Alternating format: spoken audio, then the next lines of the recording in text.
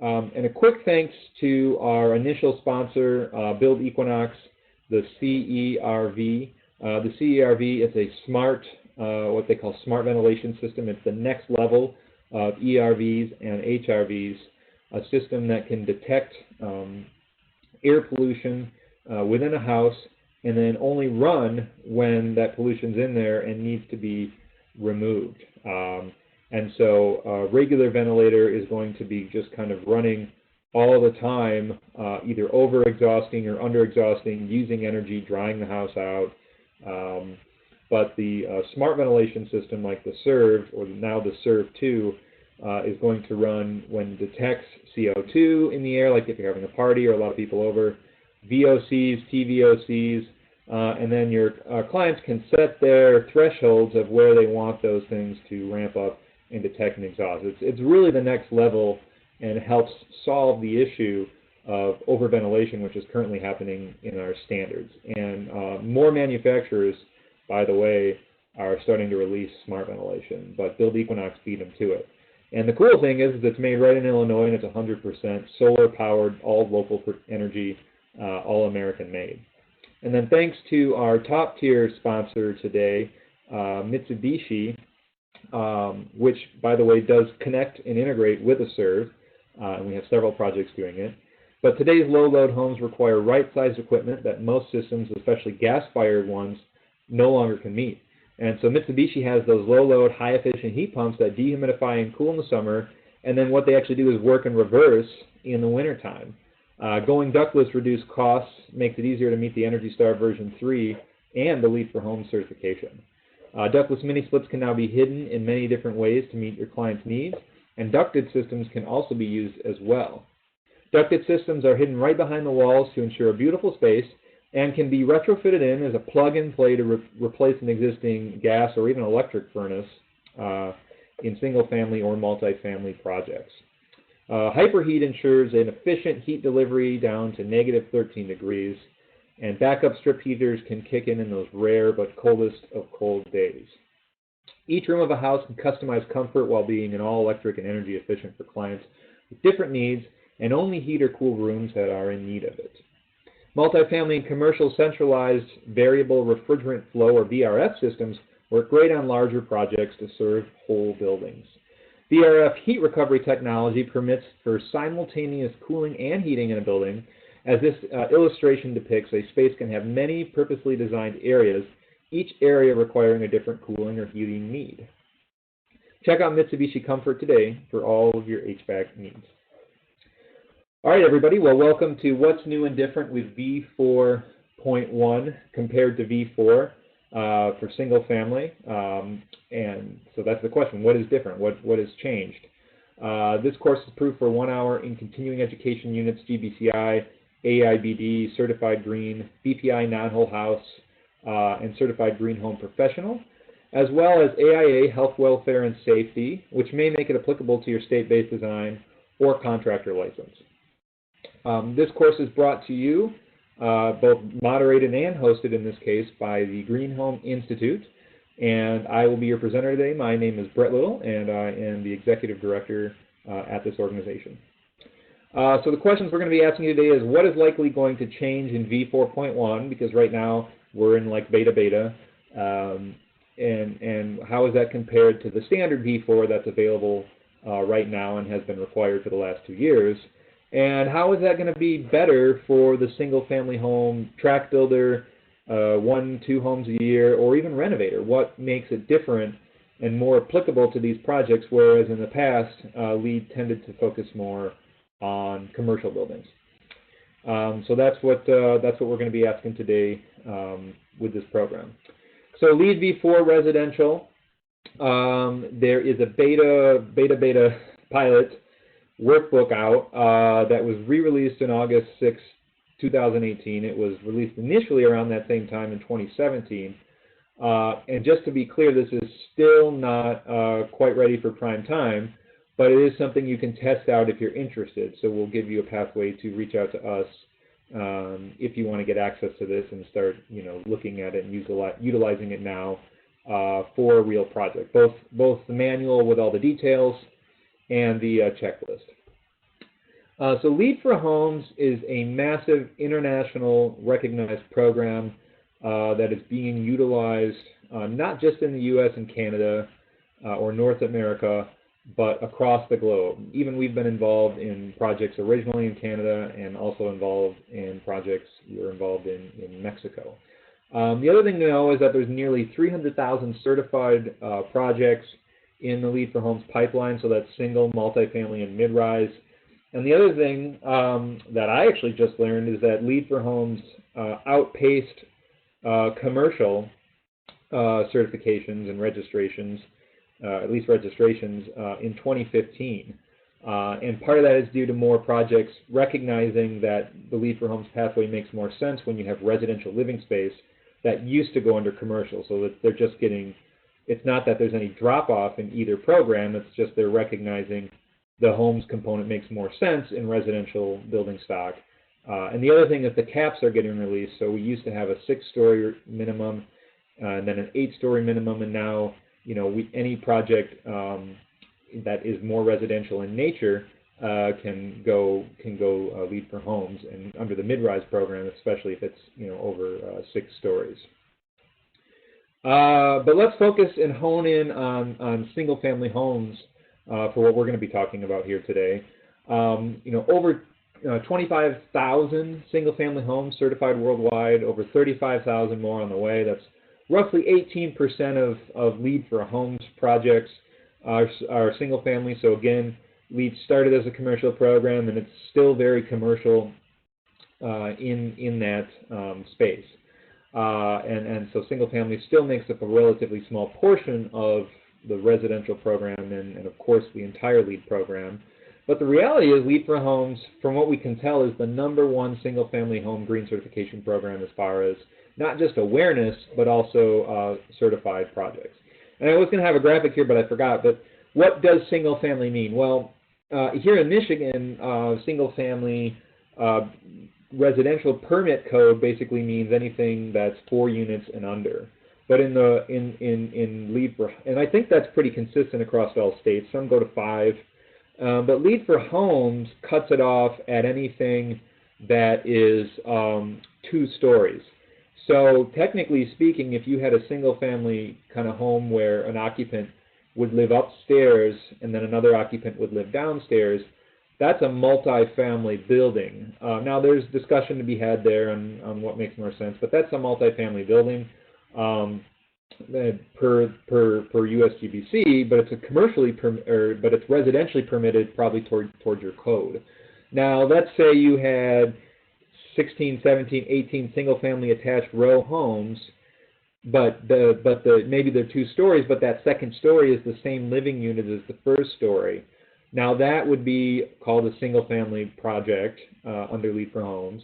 However, under your code, it would probably be permitted commercially. So there probably should make a little graph on this, but that's where things can get a little complex when we're talking. You think when you talk multifamily, you think permitted under the commercial code, and you talk single-family, you think permitted under the residential code, but that may not be always the case. And the other thing I wanted to note about this session is that we're not here to get into the specific details of how to run a LEED program, a LEED project. We have a recording of that you can access anytime and watch that anytime you want.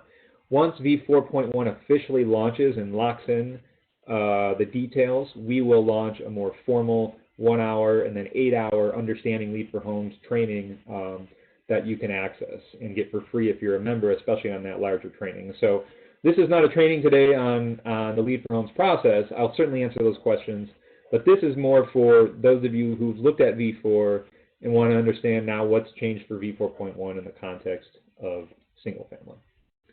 So overarching goals, move towards performance-based outcomes is, I think, definitely a direction we're heading, especially for energy efficiency.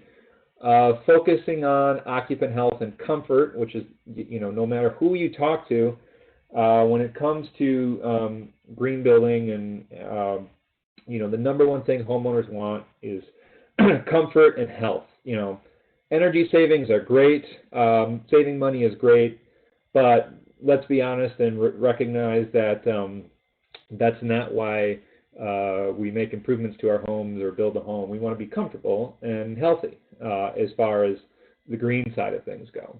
So they're putting more of a focus on that, from what we can tell when we look at this program, and then less reliant on location, transportation, and sustainable sites. Because the reality is you know, a lot of times you as a builder or designer don't necessarily get to pick the site you're building or designing on, and so you're kind of limited to the constraints of that site. So in some cases, you could have been rewarded or punished for where the client picked a site at. And so what I would say now is that you're really not punished anymore for picking a more suburban or rural site, only that you're just rewarded for picking a more urban or connected site, is more the way I would say that. And then more innovative ideas can be accepted.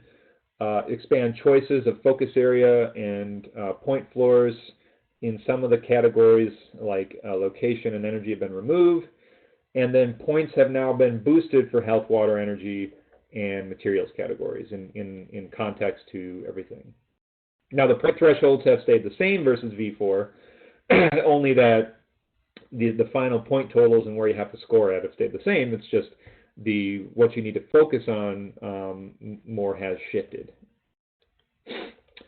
Remove prerequisites that do not exist in other LEED systems, like illegal wood and no invasive plants. Remove non-single family related credits like compartmentalization and smoking that were not relevant to the homes. Added back in efficient irrigation system choices, so that was in 2008. And then they removed it in V4, and now it is in smaller regards back into V4.1.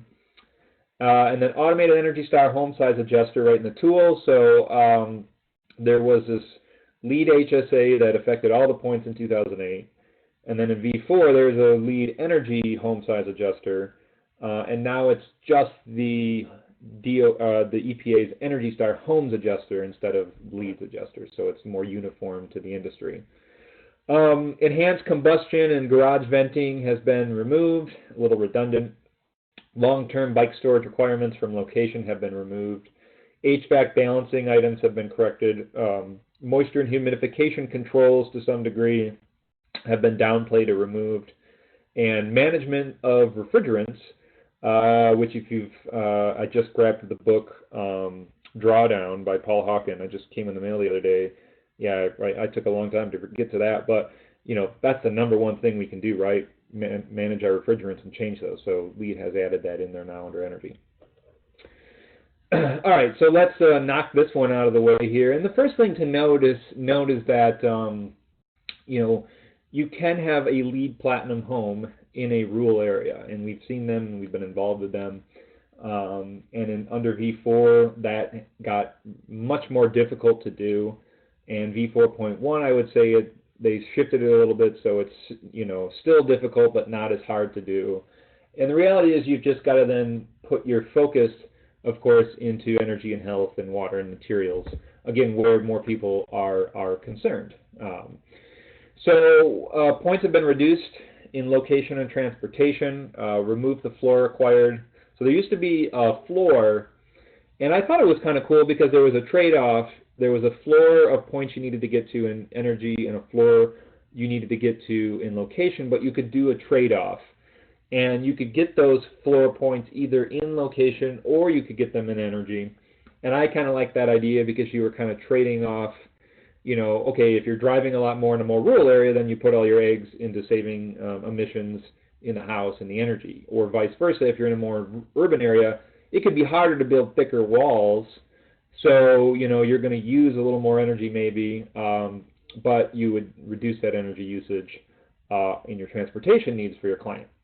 Anyway, whether I like that or not, could be a little complex of an idea to think about, so it's just been scrubbed entirely and they've been removed.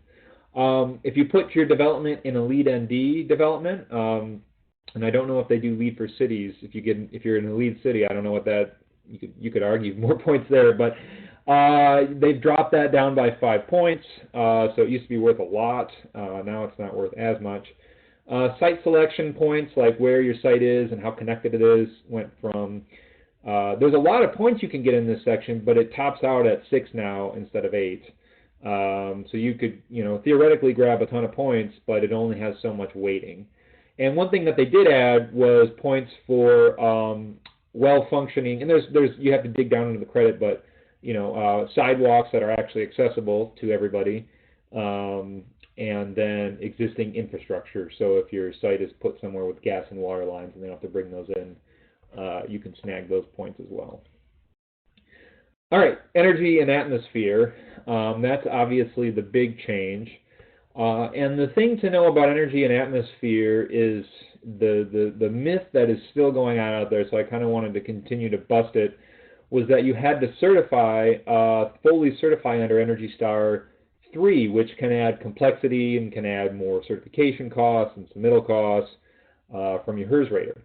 But the reality is that's not required. You just have to comply with all the Energy Star 3 rules, and you have to fill out all the paperwork still, and you still have to submit it all to the LEED reviewer, but you don't have to submit it to the HERS provider, and we're not looking for them to check that off. It's recommended that you do it, and in my neck of the woods, people can snag up anywhere from $300 to $1,700 in rebates from their utility for certifying Energy Star, and they won't actually accept LEED, interestingly enough, even though it's in compliance. But you don't have to certify, but you do have to meet it. And one quick way to know that is if you're working with your HERS rater and they're doing the ResNet REM rate modeling for you, and if you're in contact with them, they just have to pull an Energy Star 3 report, and it will say yes, you're in compliance, or no, you're not in compliance, and then it will say why you're not in compliance. So that's the first place to start during the preliminary review stage, is asking your rater, hey, are we in compliance? What does it say? Because the checklist can be a little overwhelming. Obviously, you want to use them for design guidance, but and they have to be signed off at the end still. But that's one way to look at that. And the other thing to know on that is then, of course, one of the cruxes of the Energy Star program was having that certified EPA HQIDO contractor, which for the most part is delivered by ACA, American AC Contractors Association, something like that, and then Advanced Energy, which is more for the smaller contractors. Both deliver that credential. And then there's other regional programs. But the contractor has to go through an online training, has to pay some fees, have to pay some ongoing fees. I think it's a great program. I think it helps, if you want to select what we call a high-performance contractor, you want to get one who's certified under the EPA credential, then they understand what they need to do and know how to review the checklist. But at the end of the day, it's not required. So therefore, that's why you don't have to certify Energy Star 3, because if you want to certify 3, you've got to have that EPA credentialed HVAC on the job. But you can get an extra point for it. But the other thing to know is that you can also pick up that same extra point in LEED V4.1 if the contractor is NATE certified. And that's a much more, to my knowledge, a much more well-known, and a lot more contractors have that NATE credential than they do the EPA's HVAC credential. So that's another way you can pick that up. So what's different? So under the old system, you could choose the prescriptive or performance pathway, and as you know, they opened up the performance pathway to choose between HERS and LEED energy budget. And for those of you who have been watching our sessions, you know by now why you would pick between the HERS or LEED energy budget. Typically, the LEED energy budget is much more favorable to smaller homes, though REM rate and HERS have now created a home size adjuster for HERS to be more rewarding to smaller homes, so that may not be an issue anymore. The LEED energy budget's more purely focused on energy, whereas HERS factors in pricing of electric rates and gas rates. And because of that, the issue might be if you're trying to do like an all-electric home for whatever reason, you're going to get punished in that HERS rating for doing that, because it'll likely have higher electric rates in the short term versus gas rates. So LEED energy budget always, it helps out those folks who want to do the heat pumps and other things. So, like I said, smaller. But then the cool thing is you can ask your energy rater to run the model, and they can print the report, and they can print a HERS and print a LEED energy budget. You can put it into the checklist, and then you can decide during that preliminary meeting which one you're going to go off of, and then during final submission. It's not an either or. You get to choose whichever one is more favorable to your project.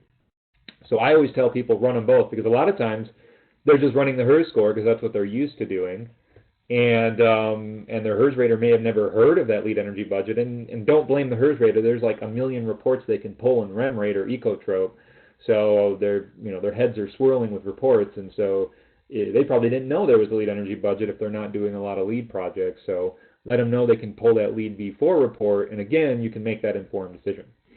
Anyway, so that's under V4. That's nothing new here for those of you who've used V4. And then there's other measures that are available in both performance and prescriptive under V4. And then you used to be able to say, well, I don't have a HERS rater that I can work with. I can't find one, or I just don't understand it, and I kind of want to just, do my own sort of energy, off-the-cuff energy modeling. So then you could pick more advanced insulation levels, lower air changes per hour, lighting loads, equipment, solar, passive solar building, and you could effectively score that way without having to do. You still have to have the HERS rater do the inspection; it's still required, but they wouldn't have to pull the report and pay their HERS provider and charge a fee for that. So that, for the most part, is one of the biggest changes in V4.1, is that that prescriptive pathway is gone. It's just completely wiped out, and so you now are required to buddy up and find go out and find your HERS rater friend if you want to use V4.1, because like I said, you have to work with a HERS rater anyway, but now you really got to do that energy modeling. And I think that's important because you can use that informed energy modeling design from the beginning. There's more mortgage and lending options coming online, and there's single-family PACE in some states. And so a lot of those are saying, hey, look, how much is this house going to cost to operate? Because if we can get those numbers down, we can increase cash flow to the project to actually pay for the increased upfront cost. So it's very important. And so LEED is heading, like I said, towards that performance base. So now we do need those validated HERS certificates from now on, once V4.1 finally launches. And I think most people are using the HERS index anyway. They also added 7 more points here. So again, that just goes to show that they've beefed up the energy section to have more focus on energy efficient housing as opposed to other factors in the rating system. There's a major renovation update. There's still some other measures available. There's being rewarded for having better or no refrigerants.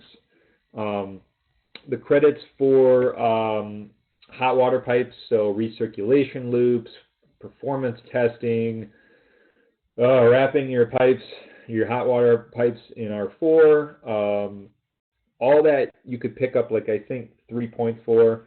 Now you can only get like 2, I think. It was like 4 and now it's 2. So it's been reduced. And then also you used to be able to get credit for tracking utility data and submitting utility data and having USGBC get your client's utility data. That's gone. And then there used to be credit for solar-ready homes, pre-wired for solar and all that. And I think that's actually now just an ID credit. It's not listed on the checklist. So you can still get it. It's just not specifically called out on the credit on the checklist, and so it would eat up, one of your ID credits. All right, so I'm not going to get into all this. I think we'll do, once V4.1 launches, we'll probably do a full-blown session on refrigerant management. But just real quick, just to keep it simple, you can get a point for R410A, so that's pretty easy to do. And then there's all these other refrigerants that you might prefer with whatever HVAC system you're using. So you can snag points for those. I know there's some carbon dioxide-based water heaters coming out. I know carbon dioxide, as far as refrigerants go, is a little more ideal, a little more natural. So you can pick that up. And then of course there is, I forgot to put it in here, but option 2, you can do the refrigerant charge test, and it has to come in under 1. And so again, it's only worth 1 point out of everything, but I think it's a pretty easy point just to toss in that R410A, and that's just the way we see most teams picking that up as well. So renovations, obviously, I want to see if there's a question here. So do you know if the removed credits are available to use as innovation credits? So again, the answer to that is yes and no. I don't know if the utility tracking, well, there's a lot of removed credits in V4, so let me just put it this way. Some of them have been shuffled off to pilot credits, and as I mentioned, the Solar Ready Active Design, I think, has been shuffled off to an innovation credit, and the utility tracking might be as well. I'm not 100% sure. As far as the prescriptive pathway goes, you know, that is a definite no, because we have to do performance-based now. So again, making renovations viable. So if you know anything about LEED and meeting the HERS index targets and meeting the Energy Star 3 requirements, it's really placed renovations and rehabs, you know, they just don't happen that often. We don't see them that often. We do have a great Habitat for Humanity chapter here in Grand Rapids that does solid renovations under the V4 program, and they have made it work and found the funding and the technical know-how to do it. But for mass uptake in getting people to take their existing homes to LEED, it's, you know, it's really a lot of work and a lot of expense, and questions are, is it even worth it? Does it even really add any value? You know, the answer, I don't know that answer, but I do know that not many people use it as a renovation. And so that is concerning, because reality is we've got millions of existing homes across our country and our world, and what can we do to inspire them and encourage them to make an effective step towards greening their house, you know, and give them a pathway to do that, and recognition for that, and financing and funding to do it. So I think LEED is, USGBC is heading back into that direction with homes, and I'd like to, you know, obviously that's going to take more feedback from the market, but I'm pretty excited from what I see. So the first thing to know is that LEED V4 kind of placed the mark at HERS 70. It's a floating HERS index, so it can float up to 75 for smaller homes, right? So higher is worse in energy performance, and then it can float down to like 68 or something for smaller, for larger homes with less bedrooms. So, you know, a HERS 70 in an existing home is very doable, but it can be a barrier, especially like in low-income housing projects where there's limited budgets. So they kind of went the way of Enterprise Green and said, all right, we're going to make you do 85 as your baseline for renovations, and then you can start scoring down from there. So on you know, on a new home, this is where you would start scoring down at 70. But now in an existing home, you can start scoring your energy points up at 84. And how that will apply on the LEED energy budget, I'm not sure that's been answered yet. So if anyone had that question, that's a question I'm thinking about right now too. The other issue, of course, is the Energy Star version 3 Field Rater Guide checklist.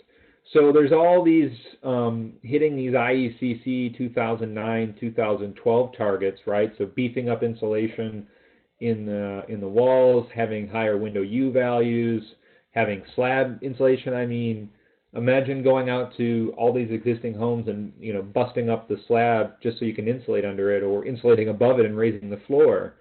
Attic insulation, where, you know, there are intersections that are really difficult to get to. How can you do advanced framing if you're not tearing out all the walls and existing sill plates on top of concrete, putting in foam gaskets? How are you going to do that? So they've really went in and just said, okay, here are the things from the Energy Star 3 checklist that are now exempt. And even the Energy Star 3 checklist, down in the fine print, exempts some things from rehabs, but they don't exempt all these things. So LEED kind of took them another step further and said, okay, you don't have to do all of this. And then this is more on the materials and resources and durability, but it is another Energy Star checklist that does have to be complied with. And again, capillary breaks under existing slabs when there's no moisture damage, very expensive to do. So again, it's one of those things where you would, as the rater, or you'd hire a home inspector ahead of time, bring them in, do an assessment for mold, mildew. I mean, the last thing you want to do is, we can't LEED certified projects that got mold damage and mildew damage in them. So those things do need to be addressed. But where there is no issue, then, you know, the reality is, you know, there's no reason to dig all this stuff out, tear it out, and then fix it, especially if you're on well-draining sandy soils. So this is another way that they're sort of, they're making a more inviting pathway to renovation, at least in my opinion. Oh, now that slide got put in the wrong place. So this is the, back to that refrigerant management. This was the details on the calculation approach for the option 2 under refrigeration. But I put it in the wrong place. It does not belong here. So sorry about that. Okay, so we talked about location. We talked about energy. Let's talk about water efficiency, WE category. And so again, as I mentioned, we're talking heading more into a direction of performance-based outcomes in LEED and other green building certifications rather than prescriptive-based outcomes. So again, in the past, right, most green building programs said, you know, have a 1.1 gallon per flush toilet, have, you know, 1.75 shower head, have a, you know, a 1.5 aerator, and they would just have these sort of tiered out levels you needed to get to. And interestingly, if you, and we're going to do a webinar on this, but if you look at the end residential water use research from the Water Research Foundation, they did one in 1999, and now they just did one again in 2017 or 2016. They just released a report on it. You know, people love their higher flowing lav faucets and shower heads, and so not much of a water reduction since 1999 in those, as far as, now the technology's there, but people just haven't been installing them. Now, toilets and clothes washers have went down. So what I'm getting at here is, you know, let's say your client, you know, this is what I really appreciated about when V4 came out, is they did this water performance pathway. So, you know, let's say your client's like, you know, I gotta have my high flow shower, just gotta have it. You know, you can try to tell me that the 1.25s work just fine, and you can't tell the difference, but I don't believe it. You know, okay.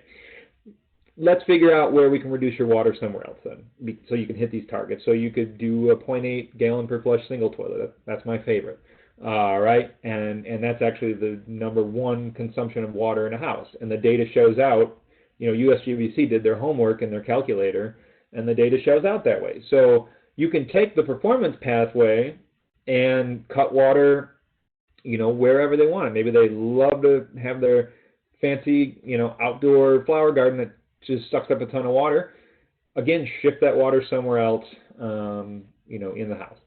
So that's up to you and your project teams, but all USGBC says, if you're going to be taking the total water use pathway under V4.1, this wasn't under V4, then you just have to at least hit 20% savings over the baseline. So the baseline is just, this is just kind of the data they use, and you can see all the calculations on their checklist. This is sort of the baseline home, and then, you know, it's on a case-by-case basis. So a much larger home with more bedrooms has a higher tiered baseline and a more expected water use than a smaller home with less bedrooms, because there's going to be less people living there. It's going to have a lower baseline to start from. So it's just reducing 20% over that baseline, whatever it might be, when you are running your water modeling. And you don't need to be a water modeling expert or hire a certified water modeler to do this. If you've seen the V4 water calculator checklist, it's pretty much plug and play. You don't you just put in the flow rates, put in the bedroom sizes, you put in how many toilets there are, where they're at, and away you go. Now, that changes a little bit on the outdoor use, which is where you're going to be using the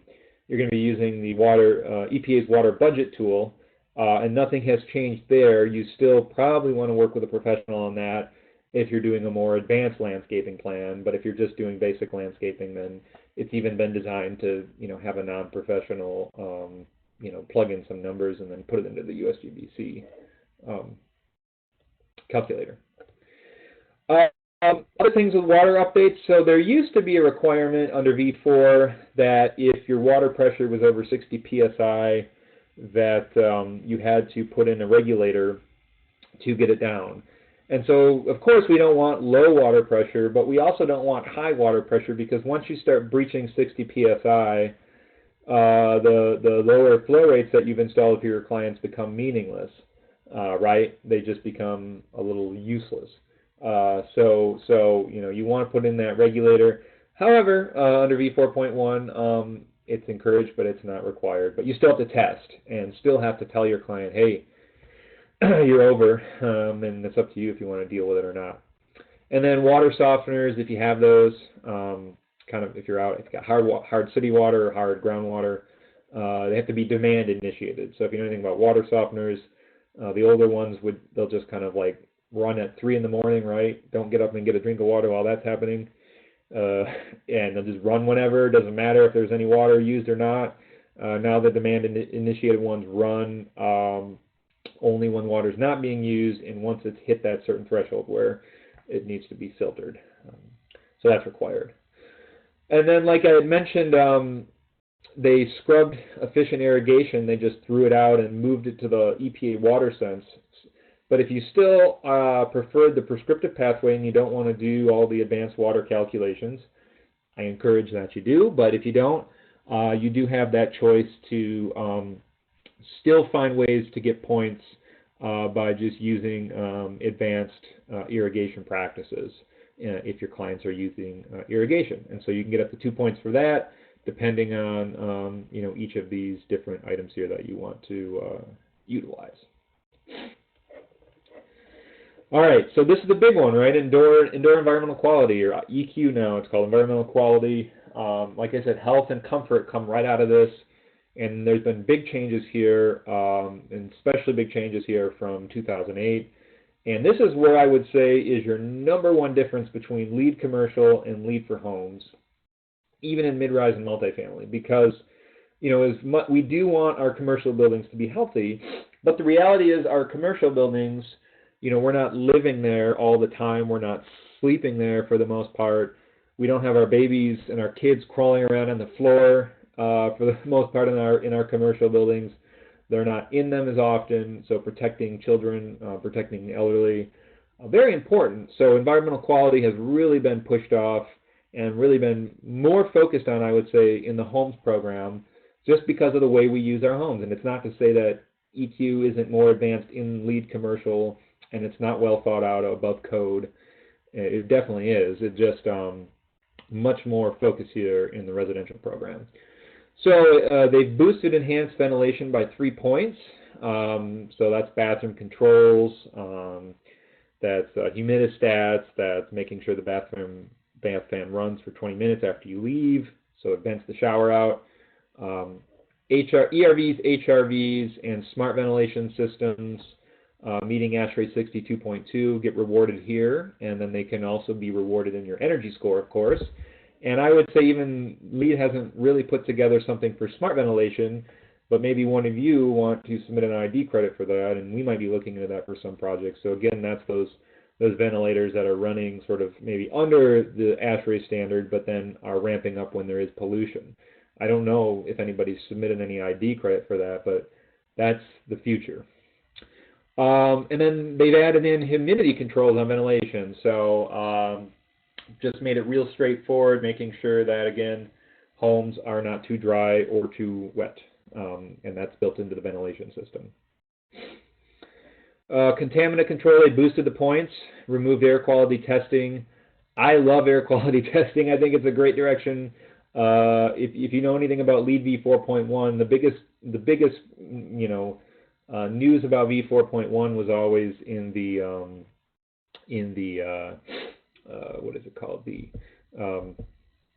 existing buildings, right? So V4.1 was always focused on existing buildings. This is sort of a smaller version of V4.1 here.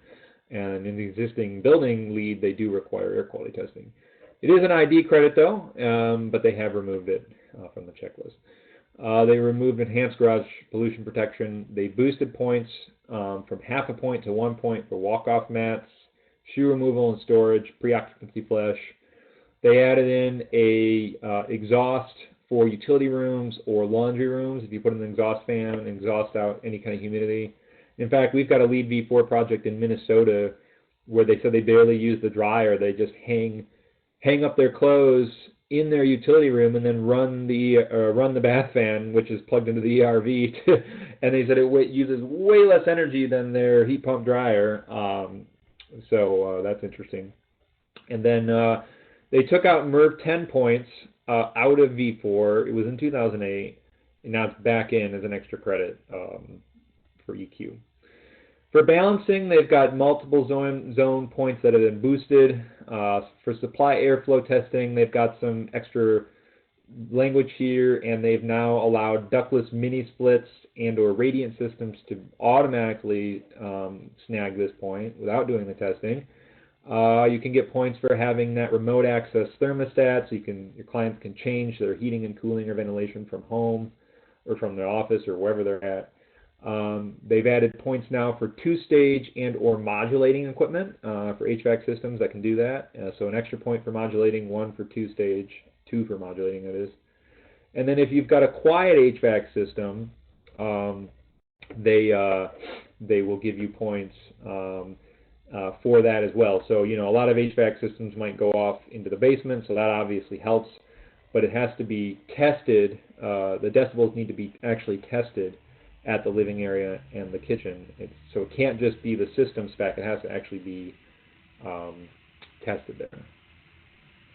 So there's a question here, are you assuming all old requirements for throwback credits are still the lay of the land for now? For example, irrigation credit used to require 90% of soft case irrigation to comply. So I would not assume anything at all.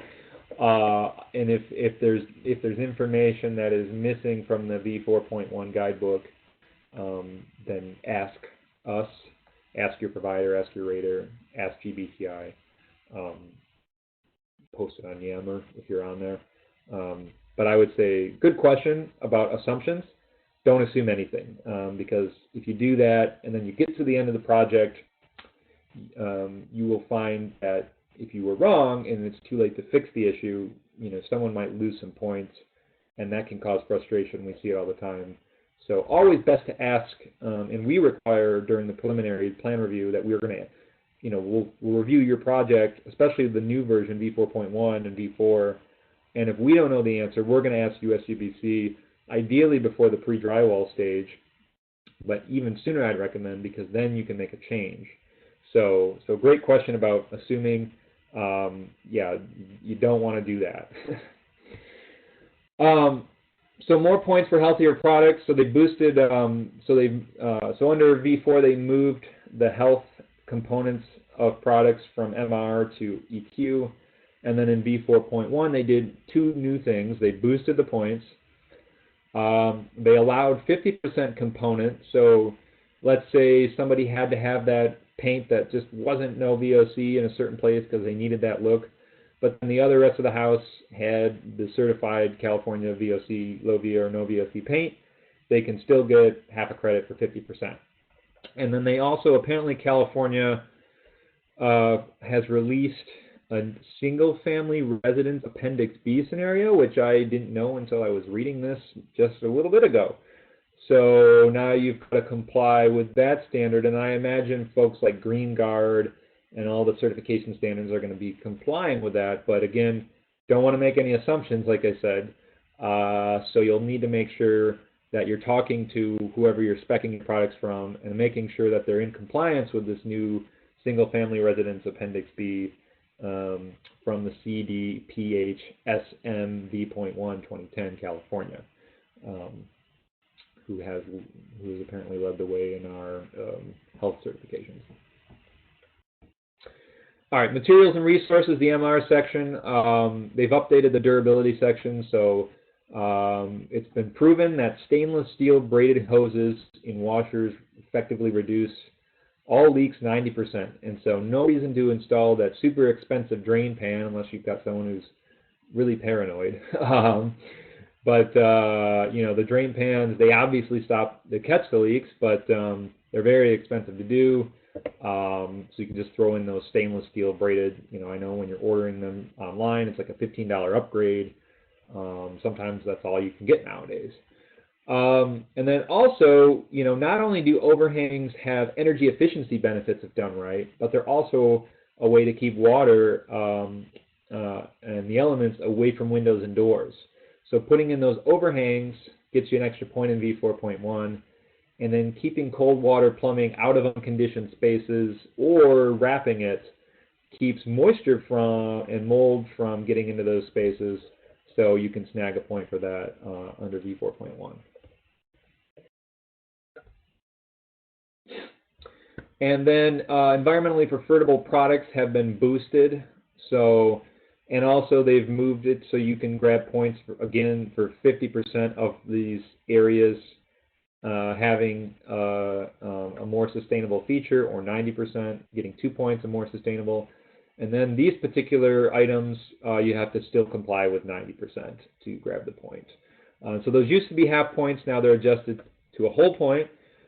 And even though there's a 5-point threshold on these, if you can snag 2 more of them, you move it over to the ID category and can pick up points there as well. Sustainable sites is another one of those sections where, you know, if the homeowner or the builder wants to just focus on the built home, just like location, and they don't want to necessarily mess around with the site, they're mostly free to do so other than pollution prevention during the construction process. So if you don't want to mess around with sustainable landscapes or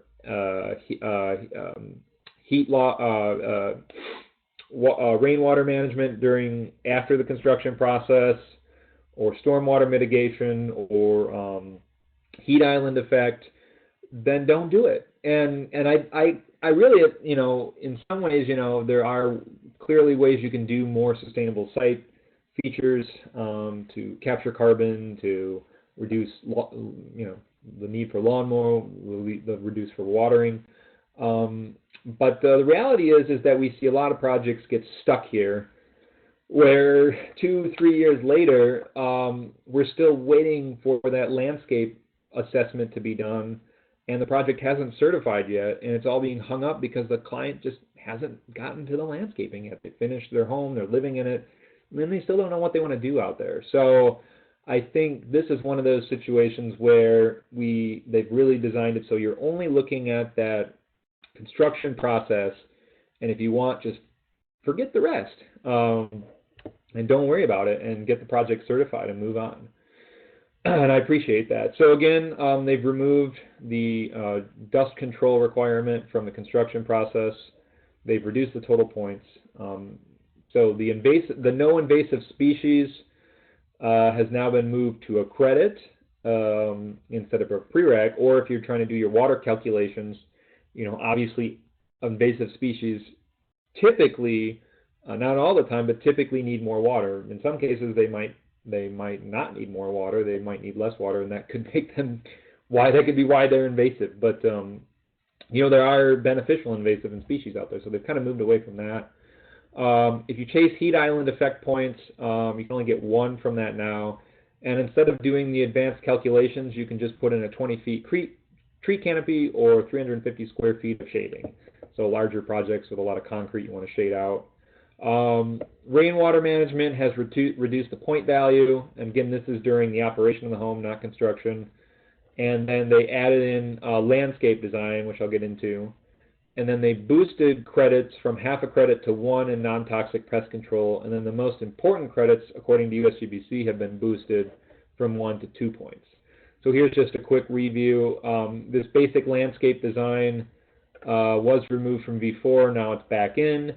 And again, if you can hit all of these just sort of prerequisite features, then you can snag an extra point in your SS, SS. But it's not something that's required to be looked at anymore for V4.1.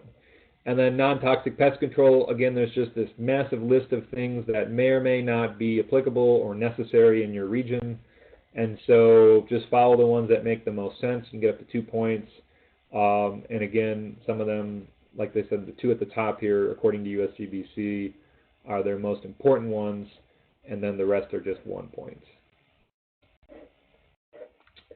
So for innovation, you can get 5 points instead of 4, like it used to be under the old rating system. And so for regional priority, the last credit on the rating system, this is a link here that's in the checklist. And if you go into the link, what you do is you type in your zip code. And a long time ago, all of the USGBC chapters and their board or their committee were basically asked, hey, in your region, which regions can extend? Like in Michigan, our USGBC chapter jumps 3 different climate zones. It goes from the lower peninsula all the way up to the upper peninsula, nearly touching Minneapolis. So what I'm getting at here is that these entities, these chapters, were basically said, hey, come up with the most important things in your region that are relevant to LEED credits, and then vote on it, and then send us that, and then we'll approve it and ballot it, and that's the way regional priority will be dictated from here on out, which, as you can imagine, gave some local control, but may not have always been the best option. So what USGBC has done is they basically said, don't like what you see, contact USGB, and that's supposed to be a C, right? And that way we can have a conversation if you want to submit some different regional priority credits. And basically what regional priority credits are, they're just double dipping. So in our cold weather climate, the lower our energy rating at a certain threshold, we can get an extra point for that because obviously, we use a lot of energy being in a cold weather climate, so we want to have a lower energy rating and pick up a point for that. So that's just an example. It's just, they're not extra credits, they're just double dips for credits. And it sounds like if you can make a strong argument, they'll let you double dip some other credits here. All right, so we got 1 minute left, and then I'm going to stick around for questions and more Q&A. And I have a quick case study here. I'm not going to take too much time with it, but I want to get to this other question here. About time humidity controls are required on ventilation. So in a mixed climate, homes will have to have humidification and dehumidification systems. What humidity parameters are on the controls? So let's see here. I can actually pull open the workbook here, and again, it is in beta, so that if there's an issue with it, it's a good time. And if you want to contact us, you're looking at an actual project, let's take a look at it. But it just says install dehumidification controls for the whole house ventilation system. So that credit right there is mostly trying to concern itself with too humid of homes. So again, they just want you to have the ability to dehumidify, not necessarily add any humidification. And actually, there was a credit where you could get points for humidifying. However, they have removed that. It might have been moved to an ID credit, especially in certain regions. But yeah, good question. It's just dehumidification being added to the whole house ventilation system, not humidification. So I hope that answers your question.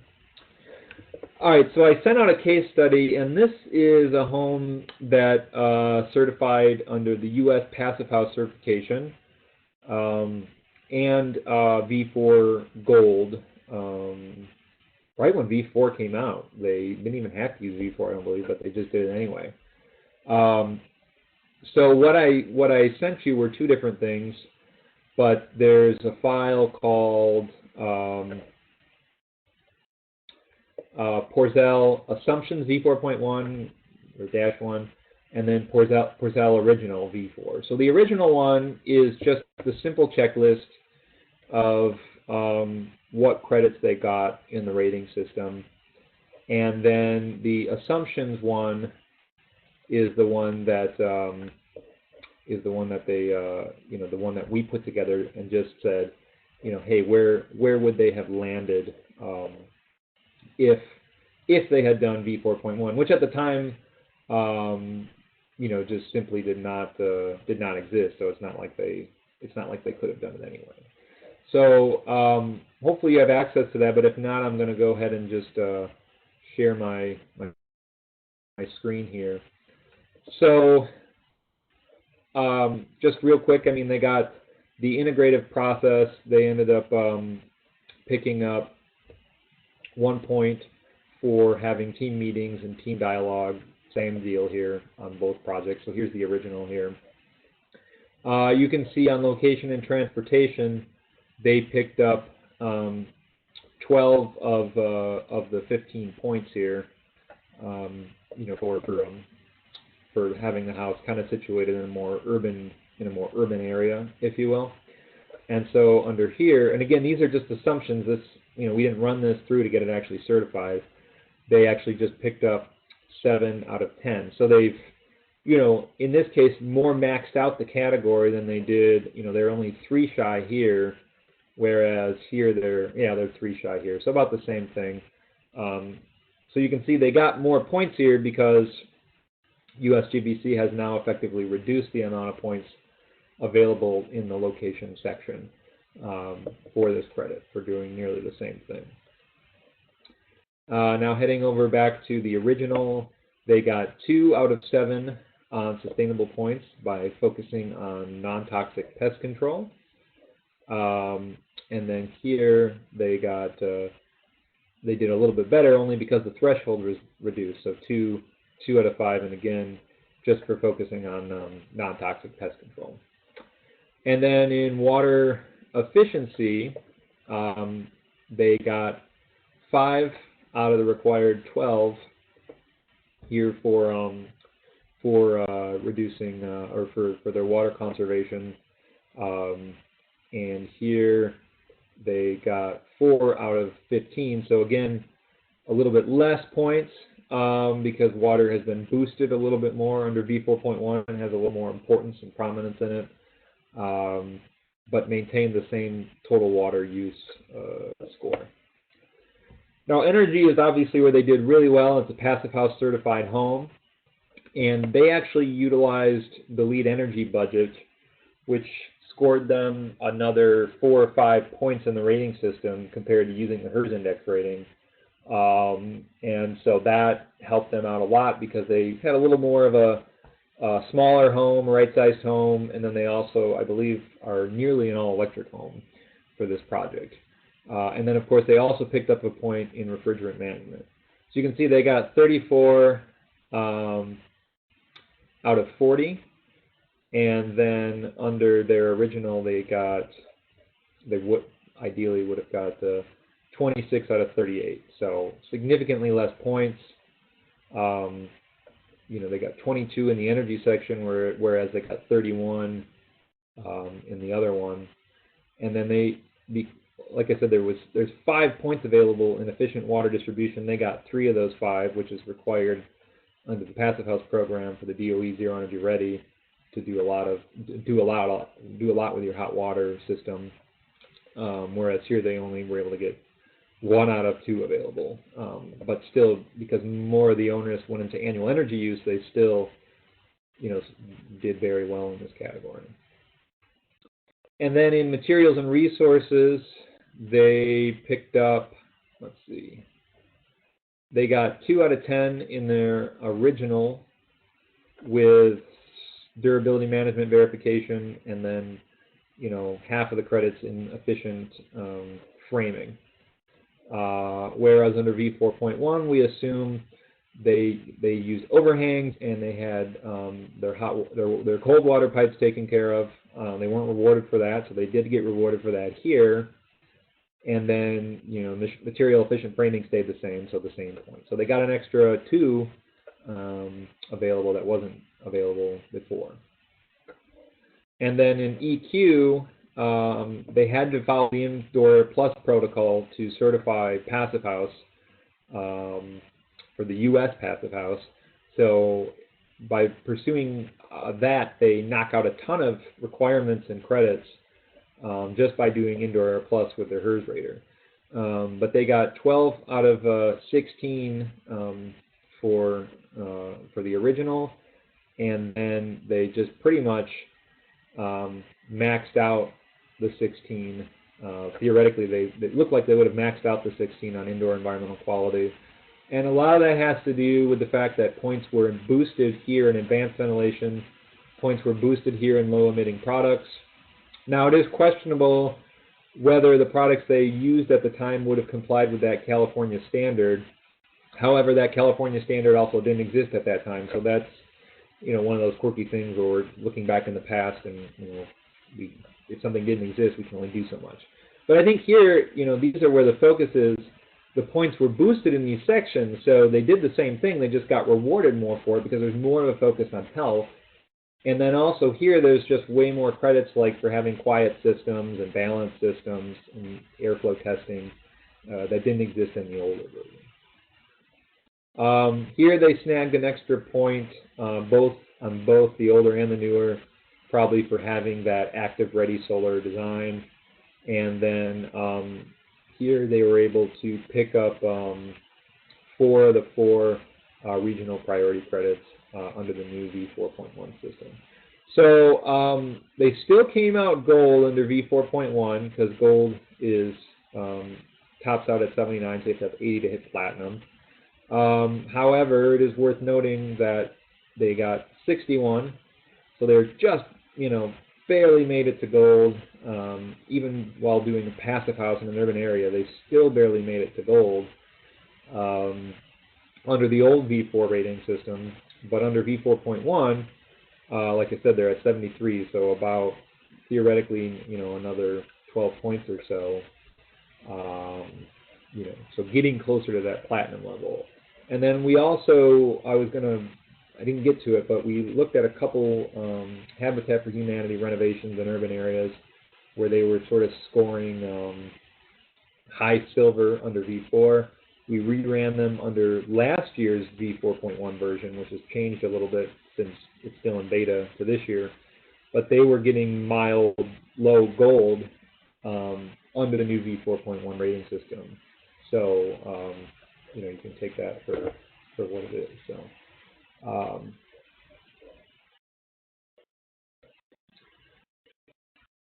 So, that concludes today's session, and I want to get to some questions of yours, but a big thanks to all of you, our board of directors, our sponsors, our members, all of our volunteers. Couldn't do it without them. Couldn't do it without our top tier sponsors for 2018. Shrenergy was on the go or in your house solar backup battery systems, camping, small commercial homes, T-stud, structurally insulated framing systems that are very affordable and can fill basically all of the stud assemblies that are insulated and reduce thermal bridging. And then Mitsubishi Comfort for all-electric heat pump systems that are very efficient and can be used for single-family, multifamily, mid-rise commercial to help you get to net zero. So I want to open it up to some questions. I can stick around here for a little bit. So the next one we have are there points for passive solar in energy or siting? So it's a great question. So in REM rate, under the new version, it gets a lot more detailed for passive solar. So overhangs, you know, U values, solar heat gain coefficients, how the home is oriented, glazing on the north versus the south. So by working with your ResNet rater, you're actually diving in to the actual energy savings, of the design decisions you're making, rather than just sort of this arbitrary glazing percentage and solar heat gain coefficient that LEED used to do. So it's a lot more informed. So the answer is no, you can't get passive solar points anymore, but the answer in that is still yes, because you can get it by having, you can get it into your energy rating by having a lower energy rating by modeling that out during the design stage with your HERS rater. So is V4.1 available right now? So email me, brett.little@greenhomeinstitute.org. Contact me. We can get you the materials if you've got a project, if you've got your rater that you want to work with, and they're not working with us, that's fine. They can get access to that as well. But the answer is yes. We've got there are V4.1 homes that have already been certified. We've got V4.1 projects underway right now in the coming up under the final stage, so we'll have more information on that. But it is available, and again, if you're interested in doing a plan review on a real project, let us know. Will there be an expiration of V4.1? Is there a period of proven performance after certification that must be met? Great question. So there is, I think, a larger discussion about this sort of snapshot in time for how LEED operates and our green building programs operate. So LEED, so if you know anything, you get LEED certified and then you're LEED certified forever. So what LEED has done is they've created the existing buildings operations and maintenance program, EBOM, and that program is available to, I believe, anything that's 20 units or higher, so it has to be a multifamily project. And that's an existing building program that you recertify like every, I think, 3 years. I think they're trying to move it down to 1 year now. And it's mostly just reporting data. So what you're just doing is you're reporting energy, water, you're doing air quality testing, you're doing surveys for how people get to the building. Are they using public transportation? Are they walking? Are they driving? How far are they driving from? You're doing waste audit surveys. And so it's really an operational thing. And so the idea is that a LEED new construction or a LEED multifamily building, not only certifies when they build, but then we go back and say, well, how are you performing and how are you stacking up? So then you can go back and recertify under EBOM to see how you're doing. And in some cases, the most useful reason you would do that is because there's something going wrong. There's a failure occurring. You're using too much energy or water or waste. And we can figure out why that's happening and then try to fix it to save you money and improve health of your tenants and all that. So that's the practical version. And the other version is if you're trying to sell your building, they might say, well, yeah, you were LEED certified 10 years ago, but what does that mean now in today's market? How are you performing? So those questions are coming up. So the answer is there is no plan right now to take away certifications or say you're not certified anymore. But will there be market demand that asks the question, okay, you got your house certified when LEED launched its pilot in 2005, but how is that house performing and what's it looking like? What's your, give me a quick review of how it is. And so, could USGBC at some point someday say, to maintain your LEED status, you have to, recertify under EBOM every 5 years? There's been discussion that could happen. I can't say it will or it won't. But I will say the market might start asking those questions, and lenders might start asking those questions if you're going to go buy a building. Could it boost value? So that's, I'll leave that out there.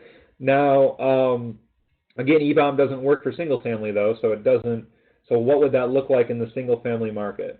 I will say that LEED has launched their new net zero program. And so if you want to certify as a LEED net zero project, you are able to do that.